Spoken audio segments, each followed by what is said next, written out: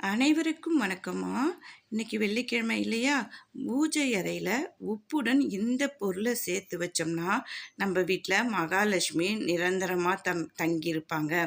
பணப்பிரச்சனையே இருக்காது அப்படிங்கிறதுக்காக தான் இந்த பதிவு உங்களுக்கு போடுறேன். அதாவது வீட்ல கண்ணாடி பவுலு அல்லது கண்ணாடி டம்ளர் எது இருந்தாலும் எடுத்துக்கங்க. ஆனால் கண்ணாடி அல்லது பீங்கான் இது மாதிரி இருந்தால் கூட பரவாயில்ல. அதில் உப்பு புதுசாக வாங்கின உப்பாக இருக்கணும். வீட்டில் சமையலுக்கு பயன்படுத்தின உப்பு இருக்கக்கூடாது. அதில் ஃபுல்லாக நிரப்பி வச்சுக்கோங்க. நான் படம் கொடுத்துருக்கேன் பாருங்கள். அந்த மாதிரி நிரப்பி வச்சுட்டு அதில் 3 கொம்பு மஞ்சள் வச்சுக்கோங்க. கொம்பு மஞ்சள் நீங்கள் கடையில் கேட்டாவே தெரியும், கிளையாக இருக்கும். அந்த மாதிரி பார்த்து வாங்கிக்கோங்க. கொம்பு மஞ்சள்னு கேட்டு கிளையாக இருக்கிற மஞ்சளாக பார்த்து வாங்கிக்கோங்க. 3 மஞ்சளை அந்த பவுலில் உப்பு கொட்டியிருக்கோம் பார்த்தீங்களா, அதில் இந்த 3 மஞ்சளையும் அப்படியே நேராக குத்தி வச்சுட்டு அதில் ஒரே ஒரு ஜாதிக்காய், ஒரே ஒரு ரூபாய் நாணயம், ₹1 நாணயம் இதுதாங்க நம்ம வைக்க போகிறோம்.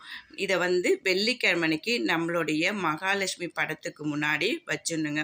வச்சுட்டு நம்ம எப்பயுமே தீபம் தூபம் காட்டுற மாதிரி விளக்கேற்றுற மாதிரி ஏற்றிக்கிட்டே வரணுங்க. வாரம் இந்த உப்பை கால்படாத இடமாவது இல்லை தண்ணியிலையாவது கரைச்சிடணுங்க.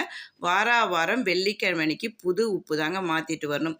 அந்த மஞ்சள் நல்லா இருந்தால் பயன்படுத்திக்கங்க. அப்படி இல்லைன்னா அதையும் எங்கேயாவது கால்படாத இடமா போட்டுட்டு புதுசாக பயன்படுத்திங்க. இது மாதிரி செஞ்சுட்டு வரும்போது வாழ்க்கையில் நல்ல மாற்றங்கள் வருவதை நீங்களே கண்கூடாக உணர்வீங்க.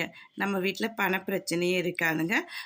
அது போக குடும்பத்தில் எந்த பிரச்சனையும் இல்லாமல் சுமூகமாக போயிட்டுருக்குங்க. வாழ்க வளமுடன்.